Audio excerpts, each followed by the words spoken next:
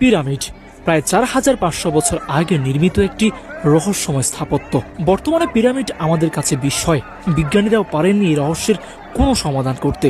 প্রাচীন মিশরীয়রা পুনর্জন্মে বিশ্বাসী ছিলেন। তারা বিশ্বাস করত মৃত্যু পরবর্তী জগতে ধন দৌলত এবং অন্যান্য জাগতিক বিষয়ের প্রয়োজন হবে। পিরামিড সাধারণত ফারাওদের মৃতদেহ সংরক্ষণ করার জন্য নির্মিত হতো।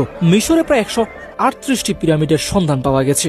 সবচেয়ে বড় পিরামিডটি হচ্ছে গিজা মালভূমিতে অবস্থিত খুফুর পিরামিড।